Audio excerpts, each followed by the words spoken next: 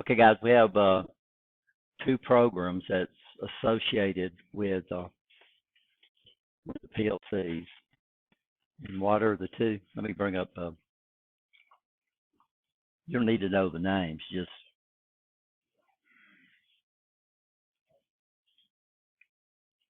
that's Logic Pro. It's not an application that's. Yeah, but what we do is we have two programs. We have one that we establish the communication protocols, and that's Alan Bradley calls theirs RS Links. I forgot what Siemens calls theirs. And then we have the application that we use to program the PLC. And of course, Alan Bradley calls theirs RS Logics, right? Or some version of it. We're using RS Logics, which is programs in ladder logic.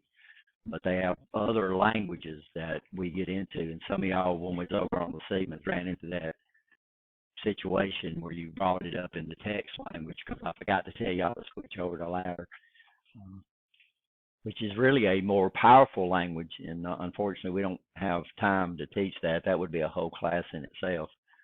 And, so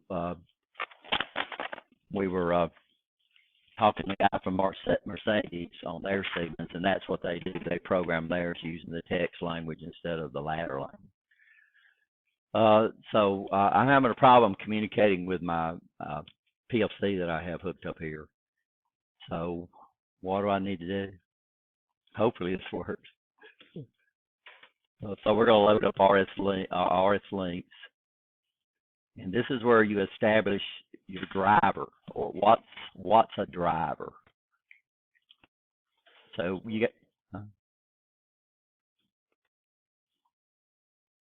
that's a program. What's a driver?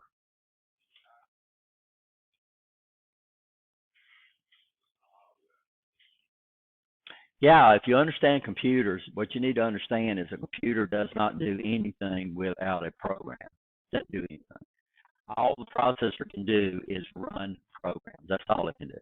That's written by people.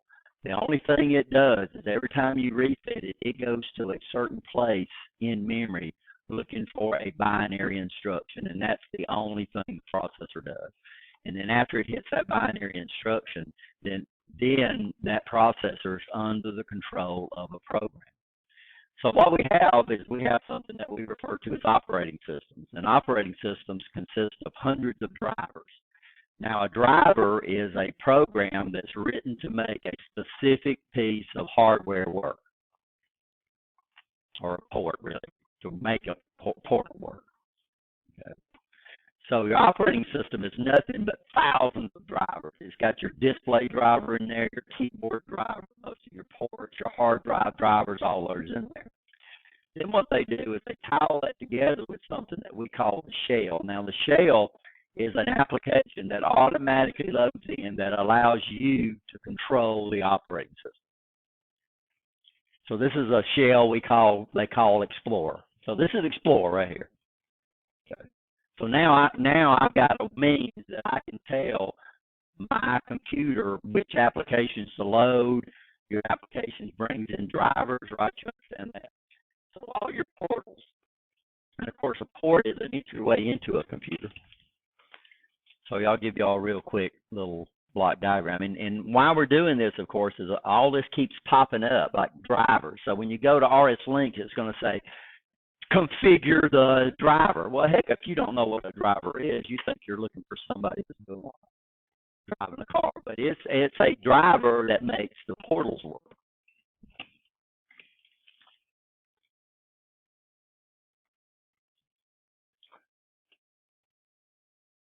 Where are they? Okay, here we go.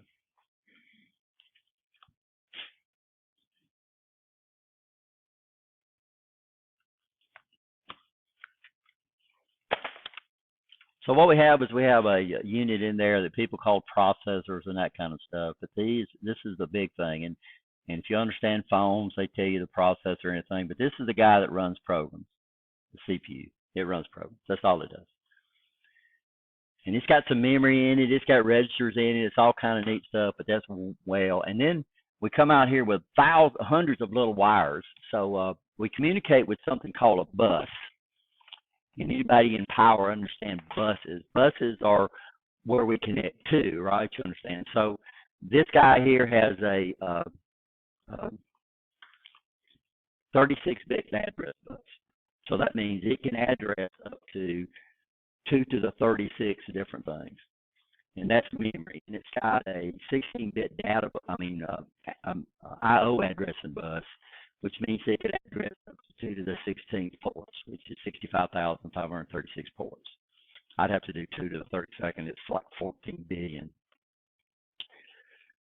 And then we have a data bus. The data bus is the bus where information flows back and forth with the selected device. So if you think about a mailbox, so on the side of a mailbox, what do you have? You got an address, right? And then you got the mail person that's coming out there. That's something we call an address decoder circuit. So we got an electronic circuit that's going out there looking at the address bus. When that address comes out, that binary address comes out, what the address decoder does is open up the mailbox. And then what we have to do, we have 2 ways we can transfer information, right? We can either put it in or take it out. In computers, we call it read or write. So we have another bus we call the control bus that tells all these devices what the processor's doing. So one of the main lines is what we call the read-write line. So when we open up the mailbox, the read-write, if the processor wants to get something from it, it says I'm reading. If it wants to put something there, it says I'm writing. So we have all this memory inside the computer. We got some inside the CPU. They call them caches, by the way, L1, L2. Some have L3s. But normally what we do is we draw these bus architecture. But you got to understand, this represents. So if I look at a microprocessor, I'm going to see hundreds of pins on that thing. Some of them represent the address bus. Some of them represent the control bus. Some of them are part of the data bus. Some of them are part of the power bus. We use a lot of power pins on the microprocessor. So we have address. And now what we have is this goes out and connects to the main bus through what we call a chipset, by the way, which we won't even get into. And then our memory is out here. In fact, on most new microprocessors, we have a dedicated data bus for the memory. In the old days, everybody shared the same data bus, but over time, so if you've got if you're a 64-bit processor, y'all have heard of that term, right? That means there's at least 64 pins on the microprocessor that belongs to the data bus. But normally what they do is when they transfer groups of 128. So actually there's 128 pins on the microprocessor that belongs to the data bus. So you're talking about, I don't know if you've ever looked at a microprocessor, but it's got hundreds of pins on it. Then what we got is we got portals. Most people call them ports. And what are these ports for? Yeah, these are so we're in here, we're in a nanosecond world over here. And I'm over here typing on a keyboard, I may be in milliseconds. So we got to have some way to address that keyboard. We can't connect that keyboard directly to the data bus. We can't connect it directly to the address bus, right? You understand, or the control bus. So what we do is we have a portal. And what the portal does is that's the guy that we address the port. So when you install drivers, you're installing drivers for that port, right? Y'all understand. And then we connect what we call peripherals to the ports. And peripheral is kind of like peripheral vision. They're part of the computer, but they're not inside the computer, right? So we can't have a computer without peripherals. We can't have computers without memory. Because what good with your cell phone? If you bust your display on your cell phone, what good is it? Right?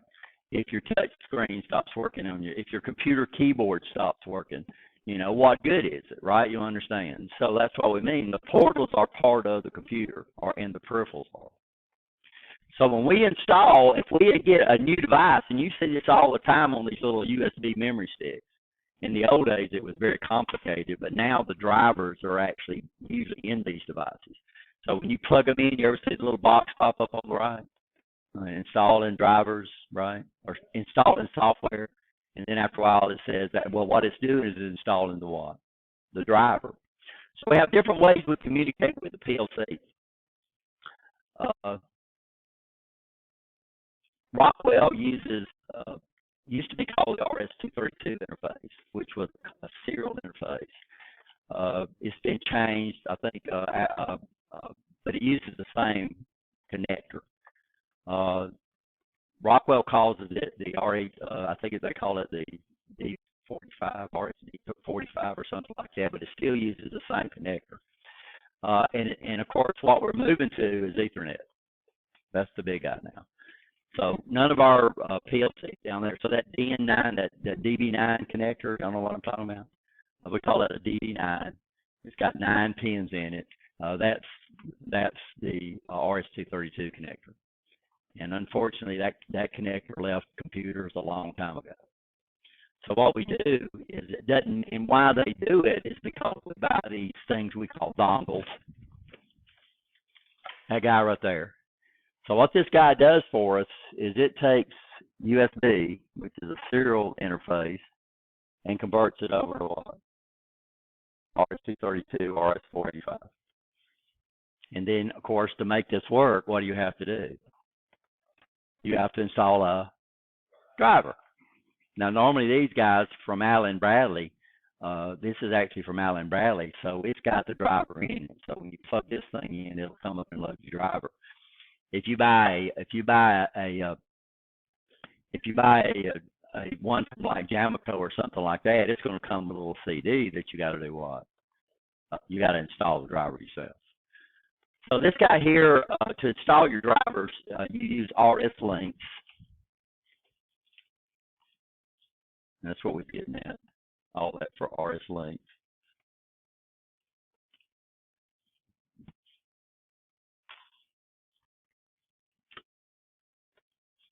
And I don't have it yet. I don't have it on my desktop, but it's going to be in here. It's going to be inside the Rockwell software.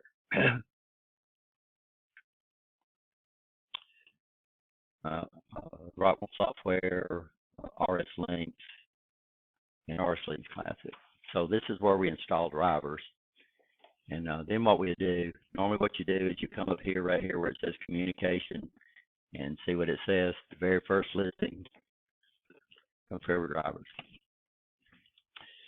And then you come in here, and this shows, up here, this shows you the drivers that are available with this software. So right now we've only got one driver running, and that driver is the DFI. So this is COM port. And of course the problem is right now it says I have a what? Port conflict. So what we're going to have to do is we're going to have to look at my computer and see what COM port it's using, or that guy right there is using. And the problem with USB is that so your addresses are assigned automatically. So what happens though is if you plug it into this port and you move to it another port, it might get a different COM number, right? So what we're going to do is show you how to use something called Device Manager. This is on all your Windows operating systems. And you get it on my computer. Now, if you're running Windows 10, my computer is no longer listed in the start menu right here. So what you have to do is just right-click on the little window icon on the left-hand side, and you'll see my computer. You'll see Control Panel in there. Let's do it through Control Panel. If you're doing it through my computer, sorry, I just screwed up, but it's okay. If you do it on my computer, what you do is you right-click it, and then you go to Properties. And then up here you see what? Now, Device Manager shows you every device that's controlled by a driver in the computer. Okay. If you're going through Control Panel, which you'll have to do, and I can't remember what it is on Windows 10, but it's both. It's so important that it's in both places. Is what you would do is you'd find System.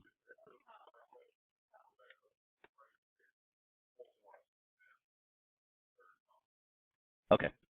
Normally, if it used to be in System, but that's okay. So this is Device Manager. What we're doing, so this is all the drivers, the display drivers, and all that other kind of stuff that's in here.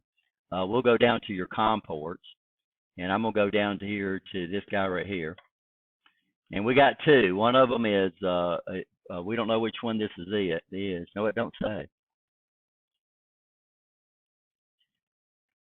It says it's got one at COM3. It says these are Bluetooth, so that's probably not that one. So let's try this guy right here.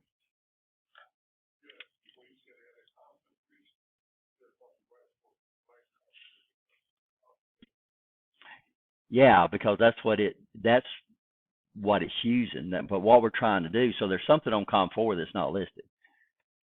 So what we're trying to do is we're trying to figure out which COM port this guy right here is. Okay.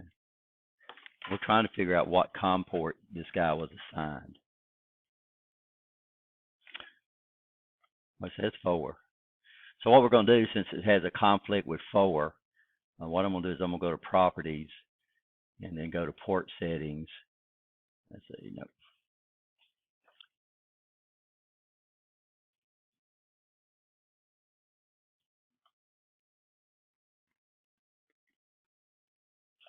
In COM4, so let's use another COM port. So COM4, let's see if it'll work up on COM8. And then we'll go back to RS Link and see if RS Links has that available for me.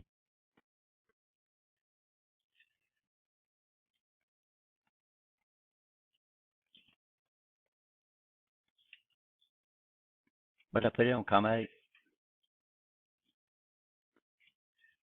And it says it failed. It didn't like that. No, it says it's.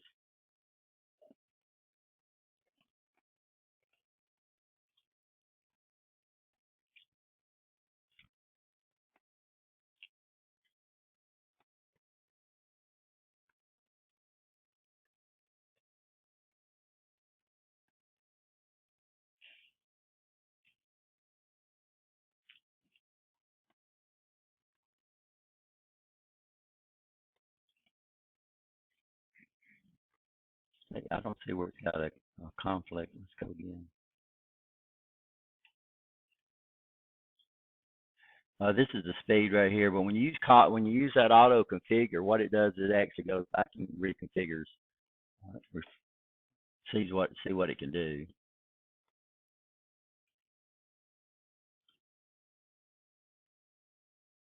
So it's 3. It don't say 3 is in use. I mean, I'm sorry, 4. Let's do it again.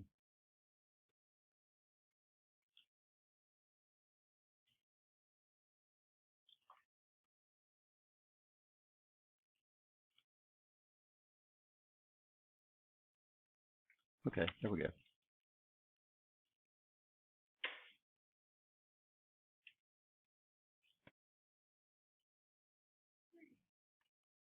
So let's see if it finds my PLC now. So let's go to here. And what do we use here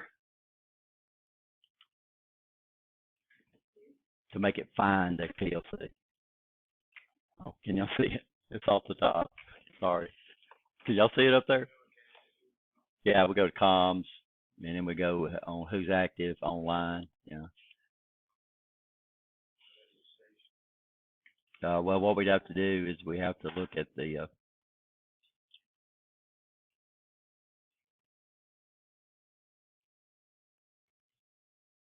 Oh, it is 1100. I'm sorry. I just got through setting up a couple of them down at the lab, and those are 1000s down there. So this is 1100, so we should be okay, right? Okay. So this is 1100 PLC. This has both a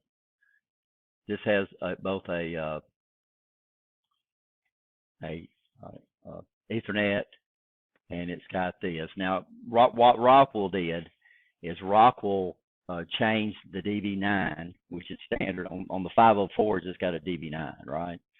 On your newer models, it's got a DN. I don't know. I have to look at maybe 15. So what you get when you get your PLC is you get one of these guys that goes from the standard RS-232 connector to the connector that Rockwell uses. Y'all understand? Yes or no? So if you look at the 504s down there, which are the modular PLCs, them suckers have a DB9 on it, and DB9 takes up a lot of space. And that's one of the reasons. Originally, the RS-232 port was a 25-pin connector, and it supported 2 serial ports on one connector. IBM decided to change that out because that 25-pin connector took up a lot of space, right? So that's why. So they adopted. IBM adopted the DB9, and then after a while they said, well, that sucker takes so much space. So then what they did is they went to a DIN connector, a DIN 15 connector for your mouse and your keyboard. Okay, now it's USB. Now it's USB.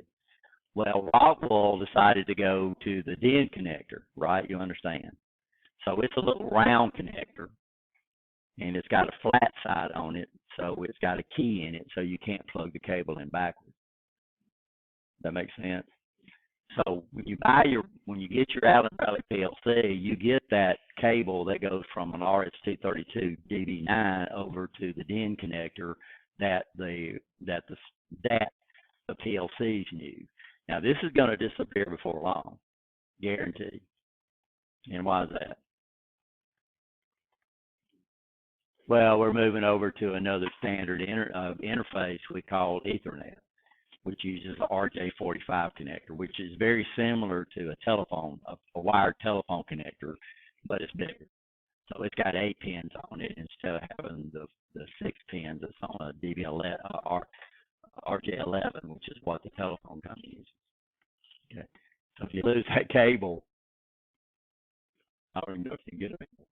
So I'm using this. We because when you go to the Ethernet, it's more complicated. At the end of the semester, we have a little section on communication where we'll tell you how to set up the Ethernet and that kind of stuff, sign IPs and all that other stuff.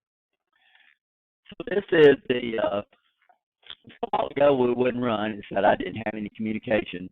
I don't know why it said it had a conflict on 4, but because when we looked at Device Manager, it said it was what? It said it was free. So I reset it back up. I tried to use 8, but it didn't like it either. So this is the kind of stuff we're getting into. You know, you think these are very, very complicated programs, but they're not. Because what we're going to do is we're going to get into these guys right here, where we can actually decide to make a run if certain conditions are met. Okay. Like that thing there is running. So what it does is it's on a 3-phase motor. It's running off one of the 1,000 micrological 1,000 that you'll have in the little case back there. So it's a reverser, but it's sitting back there running by itself. So what it does is it runs the motor in a certain direction for so long, and then it stops and lets the motor have time to stop, and then it reverses direction, and it'll do that all day long. If you did that with the logic you know right now, there's no telling how many lines of code that would take. But I think that's got 4 lines in it because we're using what? We're using some of these advanced instructions, but we're using a timer. We would have to use a timer anyway. So if you did it, but that guy's using one timer to do all that. It's doing one timer to do everything. But what we're doing is we're using advanced instructions, which is what you're going to learn this thing, to reduce the number of lines in the code, right? And the less lines you have, you can come up in your line diagram, the faster the program runs. Okay, you understand that? Less memory in your PLC. It uses less memory in your PLC.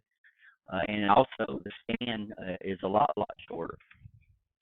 So the more lines that you can get rid of.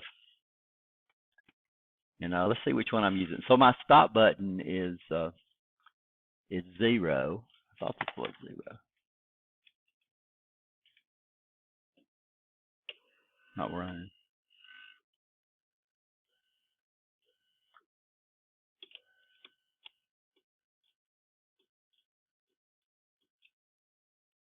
Yeah, so what we have said is this guy right here is wrong.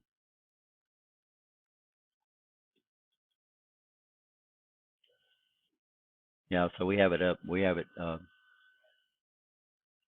That contact. Yeah, I don't know. This.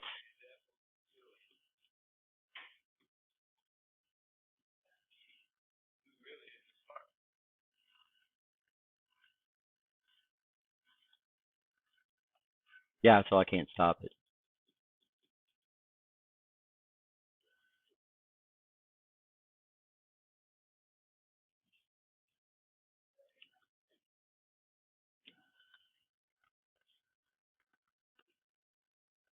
I don't know what's happening. It happened to. Oh, I know. I know what I need to do.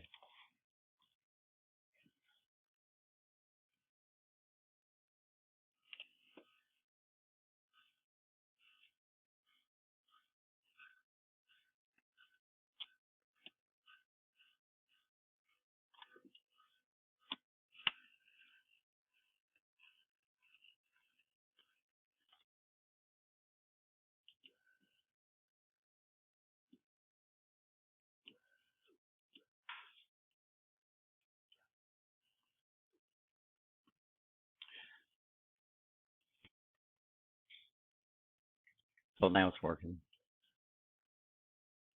So I had it set up for a normally. I had it set up for a normally. I have it set up for a normally closed, and I was using a normally closed switch. So say we brought up a point about examine open and examine closed. Uh, do y'all understand that?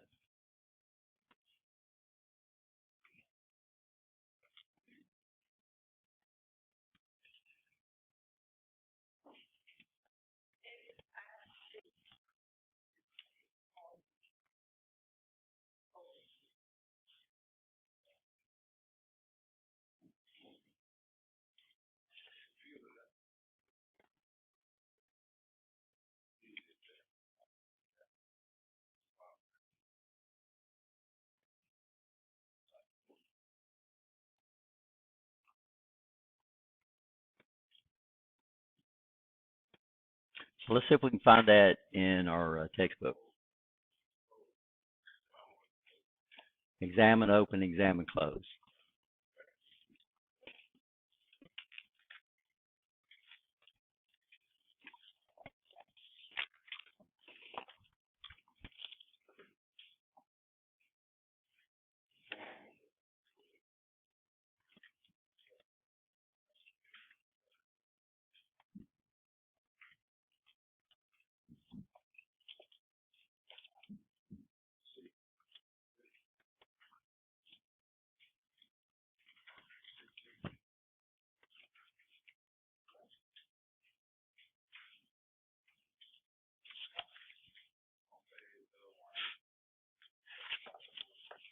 So the what page?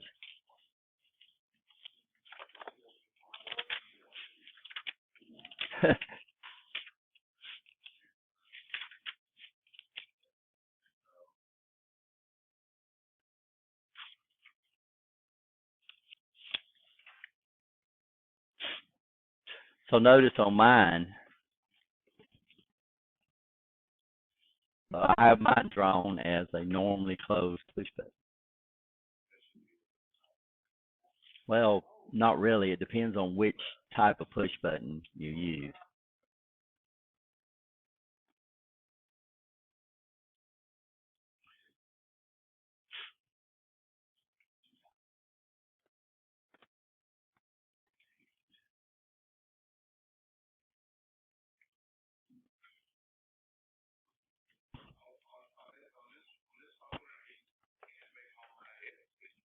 Yes. What you have it on is, I don't know about the 504s, but what we can do on the 1100s is we have what we call remote programming, where you can literally change the program uh, and not take the piece, not so, so automatically when I put it on the remote program, this guy over here dropped out a run. Now your new PLCs. So on your I think on the 1000s there's no there's no switch on it. The switch between program and run and remote, right? The 504s, though, you got a key switch up there where you literally have to do what? You have to switch it. Most of your new PLCs are designed to be done with a keyboard, or they're being done through the display. They still want you to give the ability to run, and I don't know if I got my camper in here, but normally this PLC here has a little LCD screen on it, and then we can set it for remote operation, which means I can switch it to run, I can switch it to stop or remote program with my software, or I can go in and I can tell it to do what.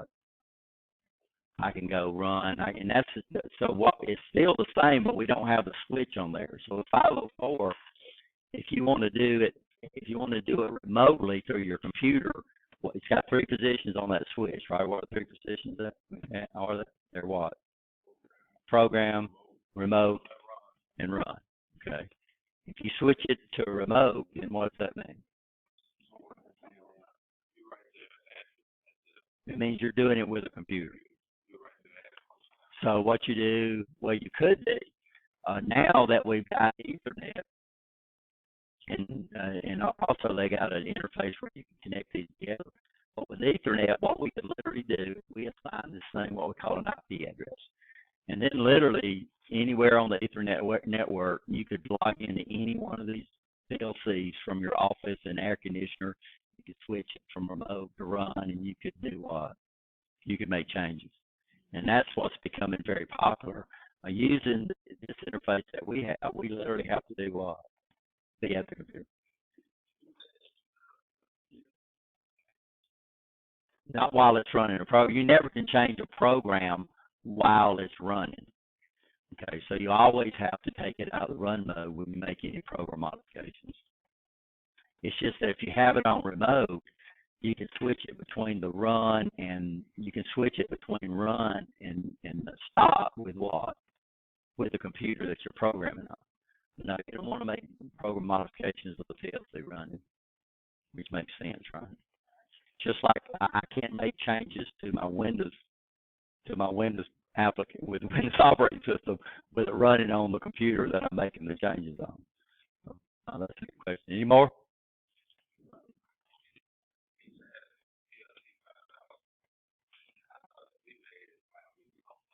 Well, you can wait, but you're not. But it's not in run. Okay, I mean, and that's what we're doing here. I mean, so if you got it in remote, you make changes. You are online. If you switch it over to program, then what that means is that, yeah, that's when you download it. But if you switch it to remote, then you should be able to switch it to download and output from your remote computer, right? So you can't change the program while the PLC is run. So right now, as soon as I went to online programming, my PLC switched, the run light turned off.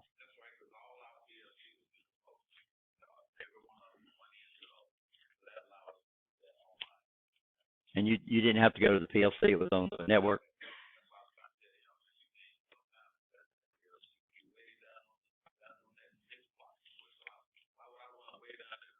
Well, that's the way you used to do. Yeah, so you put it on remote and you hook it up on the network. Yeah, from the network. Yeah. What network was they running? Ethernet. It's got a name too. Ethernet something, but it's still basically the same. And what's nice about that is all the equipment that works with the Ethernet network will work with this. I mean, switches and routers and all that other kind of stuff. Plus, it was blue. What color was the Profinet? Profinet was green, right? Was a purple.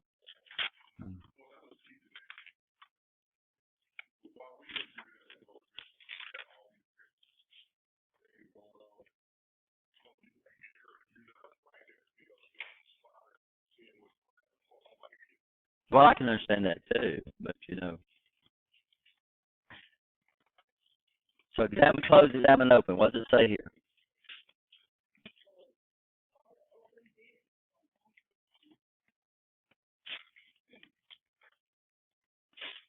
So what does examine open and examine closed do? I mean, what are we looking for?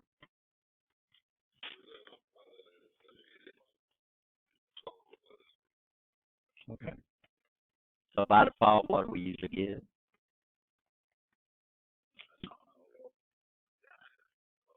Yeah.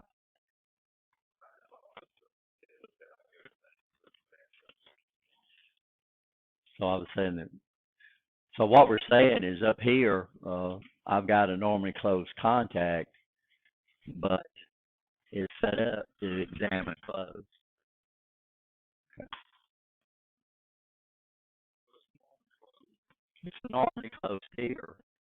But what am I using over here? I'm using normally open, right? Y'all understand? That's why it wouldn't work while it goes, because I don't see it. Contact. I'm still confused.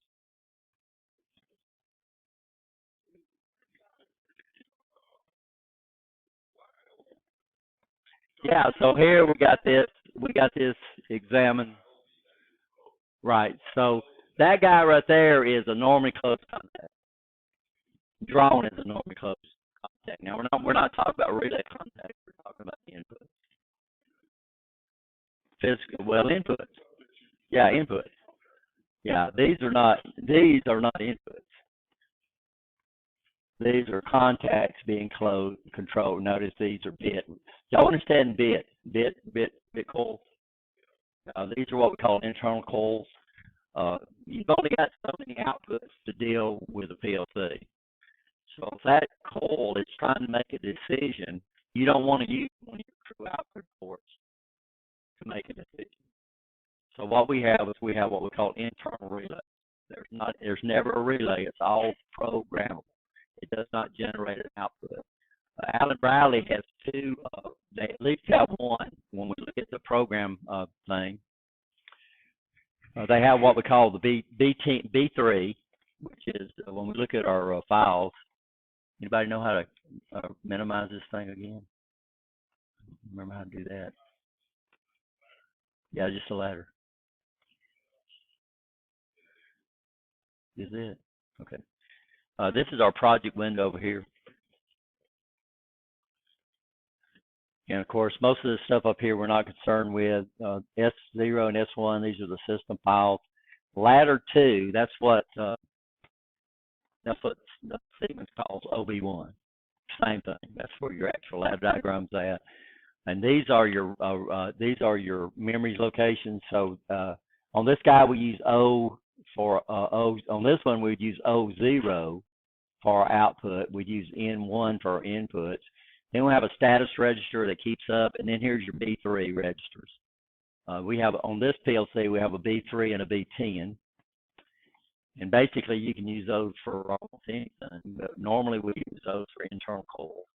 But you can also use them for your math operations. You can use them for a lot of different things there.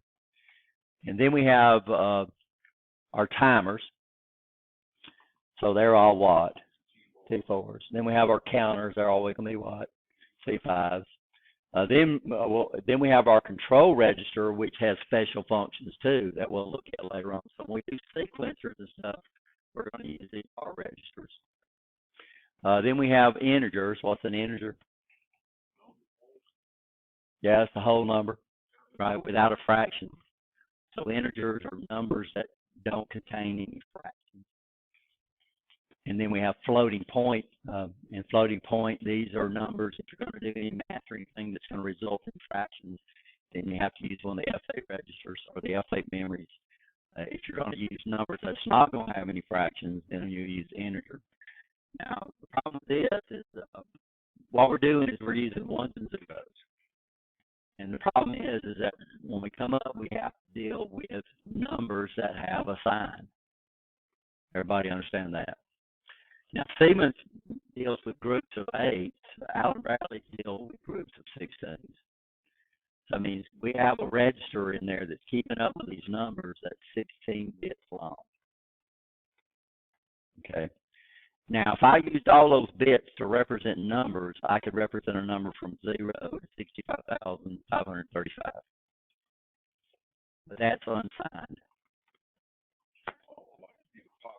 No, yeah, but if I use all 16 bits, if I use all 16 bits to represent a number, then what happens is we can only represent numbers up to 65,536 that don't have a sign, and they don't do that in PLC. So what they do is they come in and they sacrifice the most significant bit to a signed bit. So what that means is if I come over here and have a 16-bit number,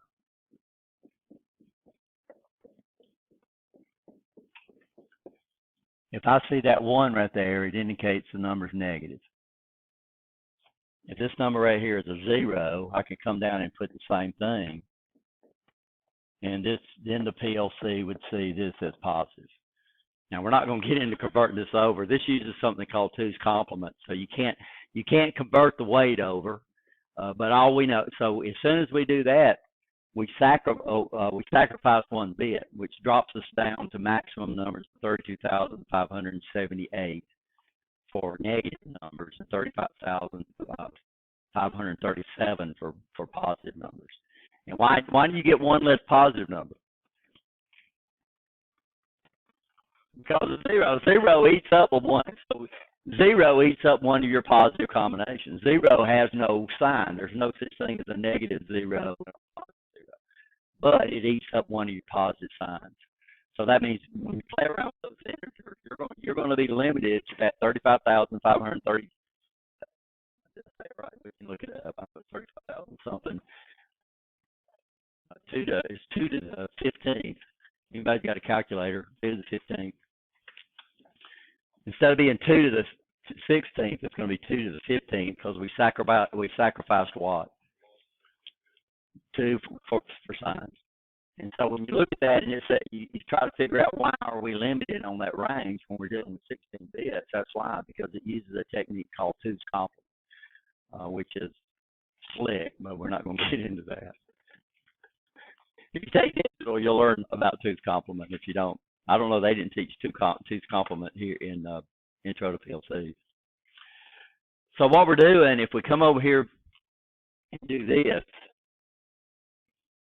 we have it examine, what is it, XIC?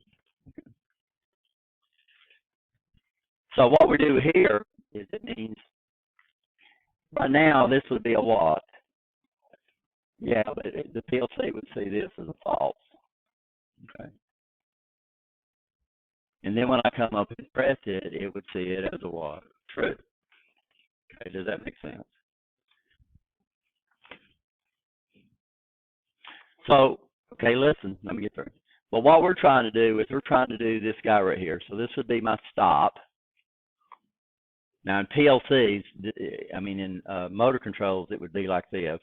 And by the way, you need to learn these motor control symbols, because even though inside our PLC we use contacts, we have 2 contact symbols. What are the 2 contact symbols? Open and close.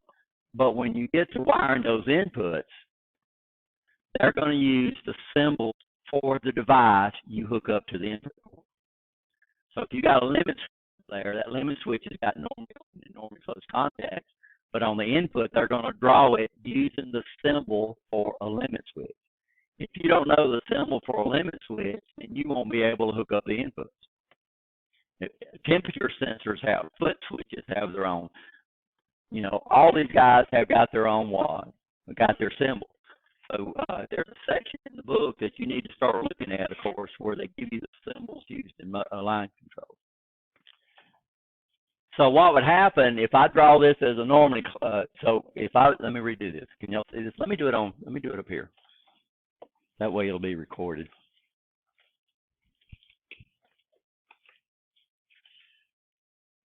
And of course, I lost my PowerPoint. I should have closed it out.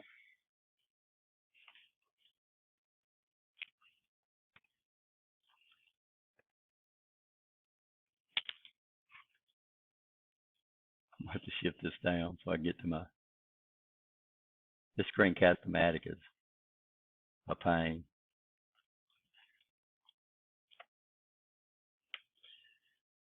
So in motor controls, we would draw a standard stop-start station like this. We would come up, and what we do is we go into a normally closed. So this is a symbol for a normally closed push button. And then I would come over here and I'd put a normally open push button. And then I'd come over here and I'd put a coil. And then we would call it something. And we give it a name. And that's what you're doing. Then what I would do is I would come down here and put a down drop. And when I would assign that to CR. And then we might label this as stop, and we might label this as start. Okay. Now this would be L1, and this would be L2. And this is a standard circuit that we're going to have to start doing. So normally, when you look at real, so if you look at these diagrams up there, you see no switches. Now, normally we use selector switches, but that's all you see. You see no toggle switches, right? You understand? So when you get out there in the real world, that's what I don't like about the 504, because all you got is toggle switches. Out there, you don't see toggle switches. So what we have to do when we turn something on, we have a start-stop station like this, or a start-stop or on-off. It doesn't make any difference, where I can come up here and take a push button and do what? Press it, and then it automatically seals itself in until I hit the stop or off or on or whatever you want to call it. E-stop circuits use this same thing. But what we do on emergency stop circuits is we just string out these normally closed devices right here. So all your e-stop buttons have to be normally closed contact. That's OSHA. They got to be normally closed. And all you do is you just string them out, right? Okay, and hook them up in an NAND operation, right? So, or NOR, excuse me. So how are we going to do this on PLCs? Well, of course, we'll come up here and we'll start out, but this is what what are we going to do with that stop button?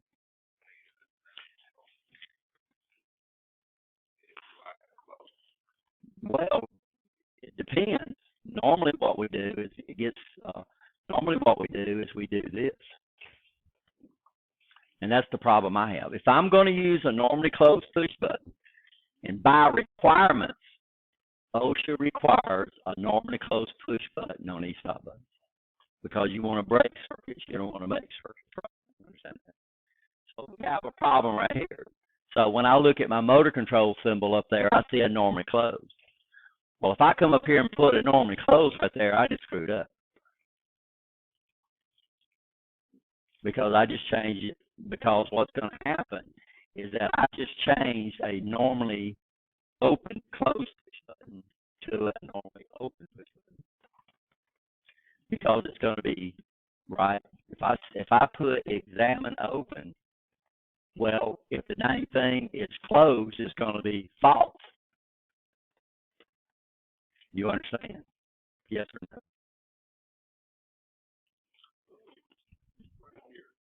So if I come up here and use, okay, if I come up here and use this, right, and I do that, then I've just messed up.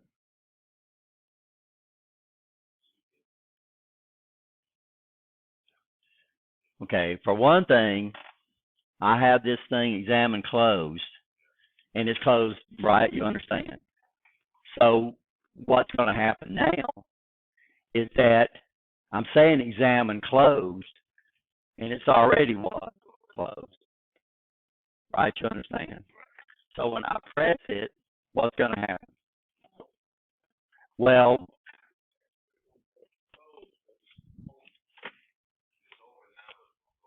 yeah, excuse me. So right now it says examine open. So right now it's false. So it would never run unless I sit there and hold the button down, hold two buttons down.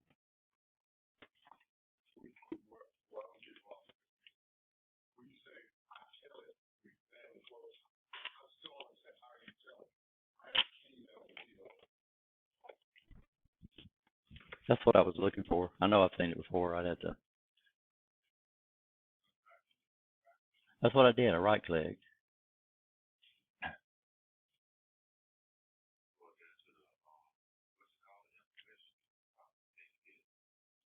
Well, I have to shift this around.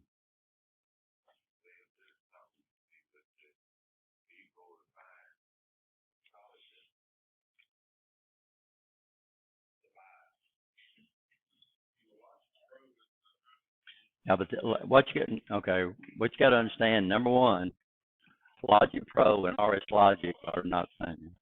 So just because you see something there is don't mean it's going to do what. Okay. So what we're doing, if we say examine for it being closed, and I need to bring up my diagram. And if I say examine closed, then so what it would be, so examine open would be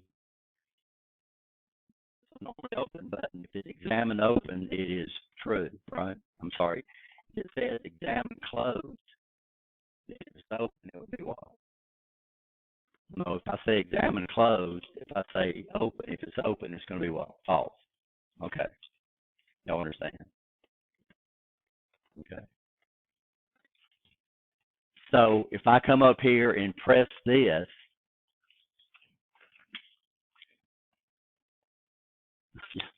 keep wanting to do it up there. Yeah, we're wasting a lot of time, but that's okay. We got to get this out of the way. So if I come up here and do this, and I have it set up for examine close, okay, and you're already closed, right? Yeah, it's going to give us a false.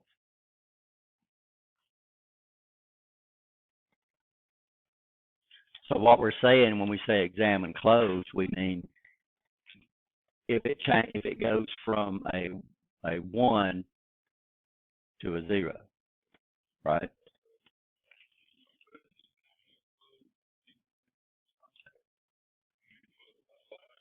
Oh yeah, I mean you could, yeah. In fact, by default, all your contacts are set up for examine close. You have to deliberately change it over. Okay. So normally what we would do is we would come over here and do this. So this is my stop button, and this is my start button, and this would be my seal in. Okay. And we have this set up for examine closed, right? Okay. So what we're talking about is you're looking at it from this symbol point of view when the PLC is looking at it from this point of view.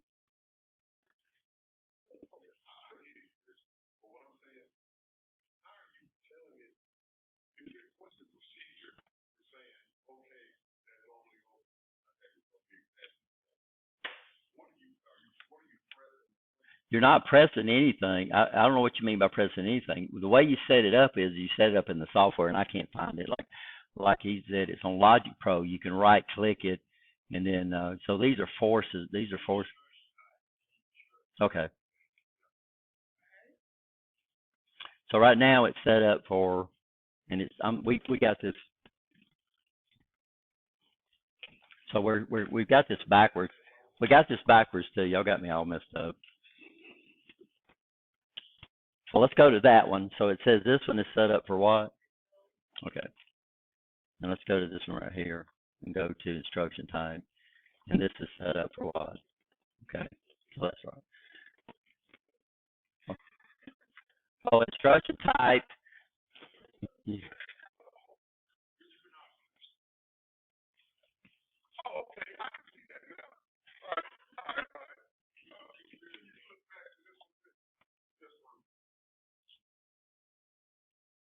So this is my fault. I need to change this instruction type. Uh-huh.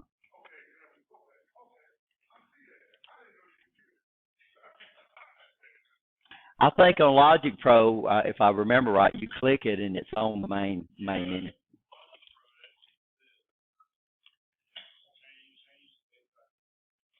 Okay, so what I have here is so now, so I'm gonna come up here and put this right here.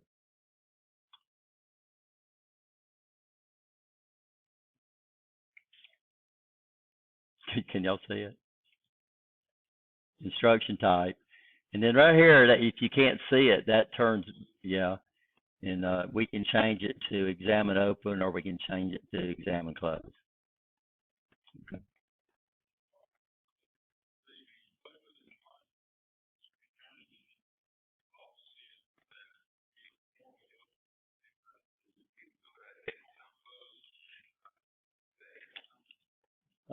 Yeah, you might can do.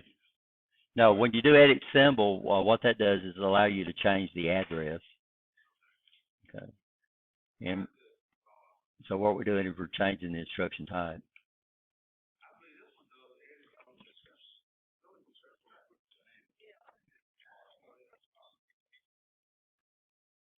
Yeah, description is where you can come in, you can assign a name. Well, yes and no, but Logic Pro allows you to get by with a lot of things. First of all, Logic Pros under our under ladder 2, right now it shows we have one diagram. Well, later on we're going to set up what we call subroutines. And when we set up subroutines, what's going to happen is we're going to get a different tab down here.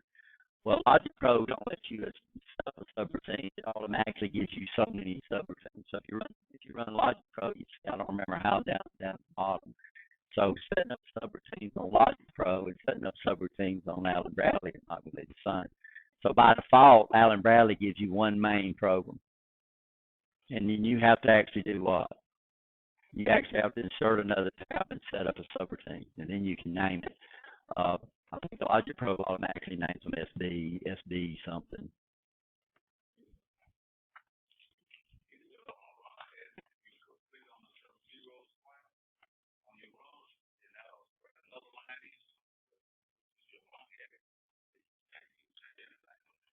On what?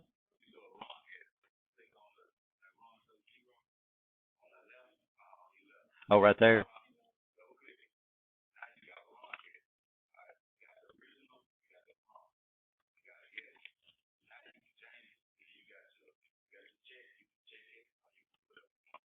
By the way, when all these E's up there, I do that all the time. That foot wants to do what it wants to. If you enter a rung and it pops up all those E's on the side of the rung, what does that mean? Yeah, there's something wrong in there. Yeah. So when we come up here and we edit it, probably I'm the one that put it there.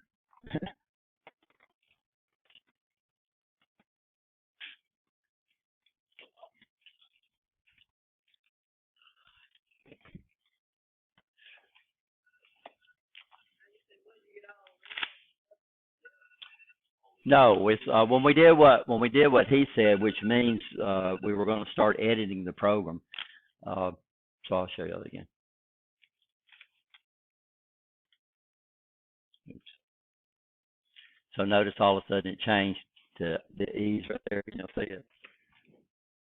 So right now, right off the bat, if you see that, now Logic Pro don't do that. So Logic Pro lets you do anything you want to. And that's the problem with that.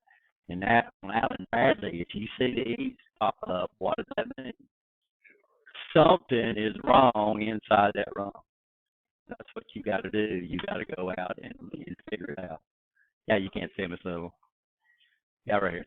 If you see anything that pops up right here while you're doing something, then that means there's a problem with the rung, right? I don't know. Yeah, is dead. Yeah. So either on top.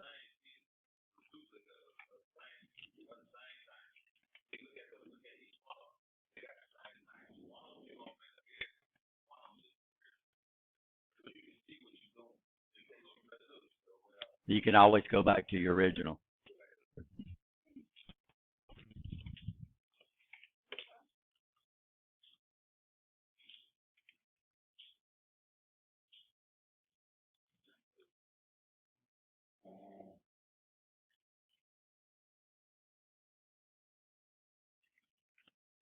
So how did I get out of this sentence?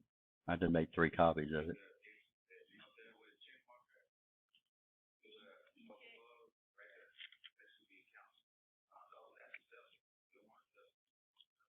That's okay. We can get rid of it. We didn't make any changes to it.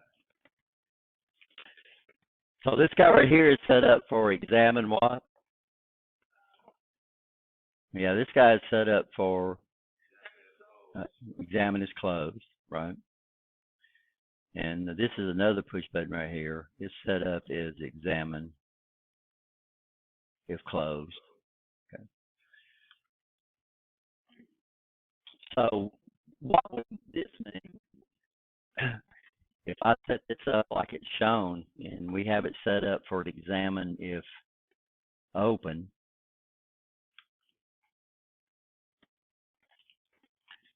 so that means it's drawn as a normally closed, but it's looking for an open to be true.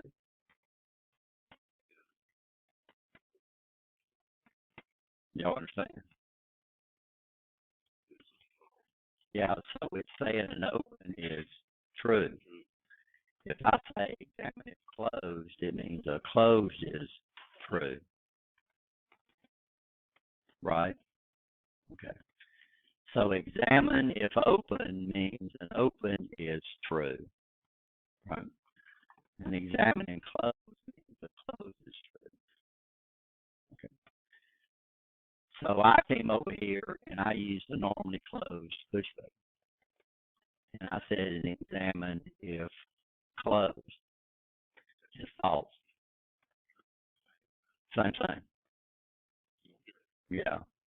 So examine is what you're looking for when something is not actuated, right? I mean, or if it is actuated. So that means if I use an examine if closed right here and I hook this up to a normally closed push button, then it is false, right? You understand? So that's my problem. If I say examine if open, I'm going to hook it up to a normally.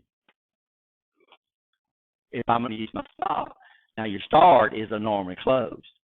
So this is what we're saying. So if I come over here and do it this way, then I've got problems. I have to use a normally open push button. Now it would work, right? You understand. So here I'm using a what? Yeah, no, examine if open. But I have a normally closed push button.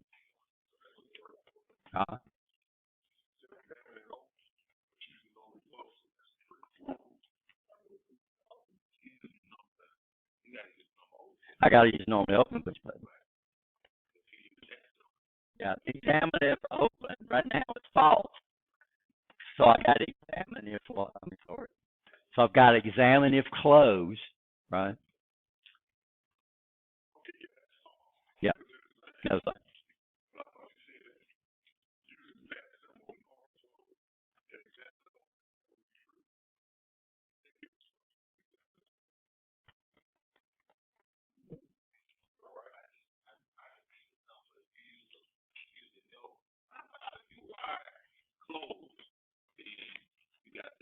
a normal.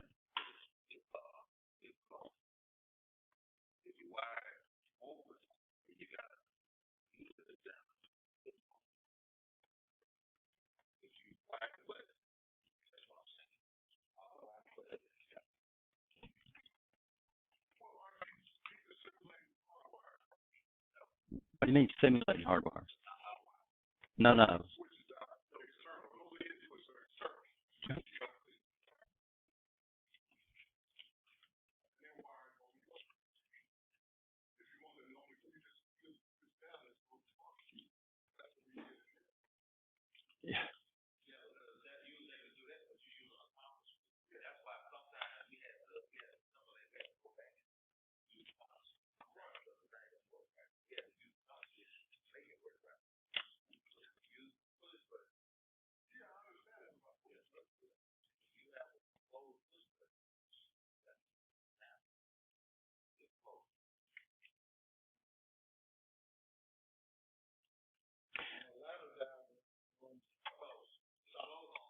Yeah. So, yeah.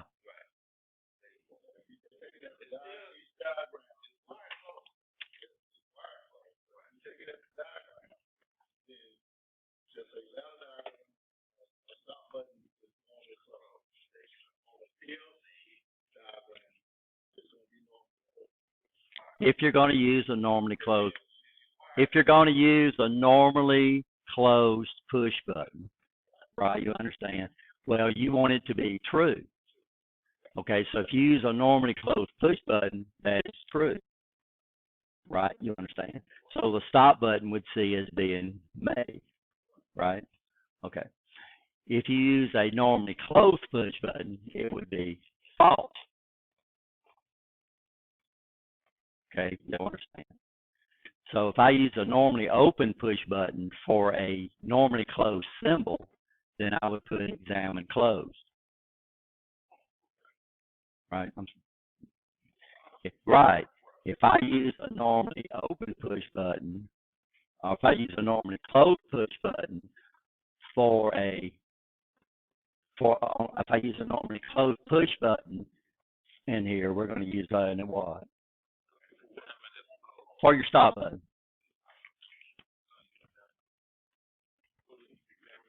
Right. So what we're saying is that in a PLC diagram, if you're going to use a normally closed button, you're going to be using examine closed.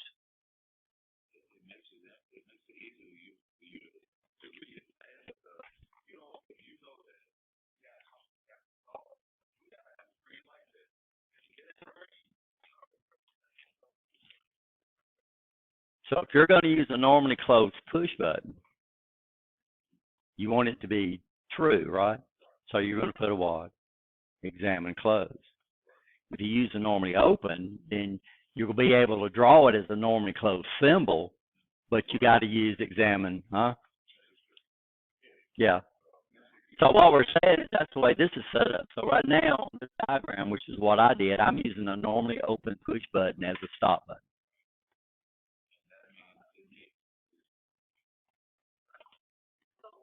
What do you mean? Yeah, but you're looking at ladder logic and not what the PLC is. The PLC is hitting a 1 or a 0. It don't care if it's normally open. It don't care if it's normally closed. It's looking for a 1 or a 0.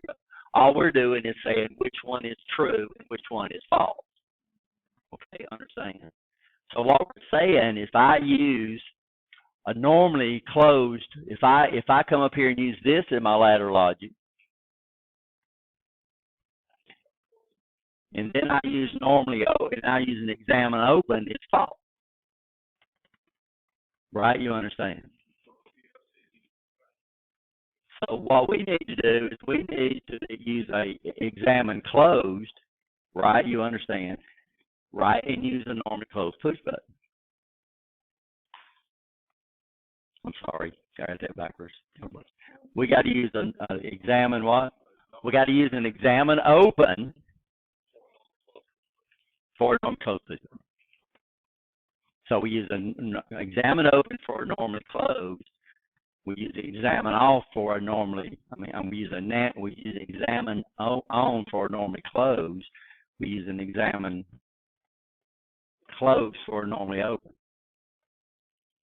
Now the problem is if you use that normally closed symbol right there, then you got to use a normally open push button for your stop button. Y'all understand that?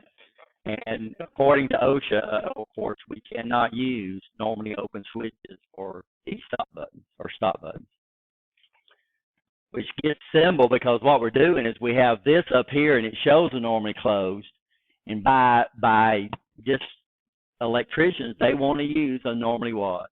Closed symbol, and they just messed up. Because now they would have to sit there, somebody's going to have to hold the stop button in and then hit the start for it to run.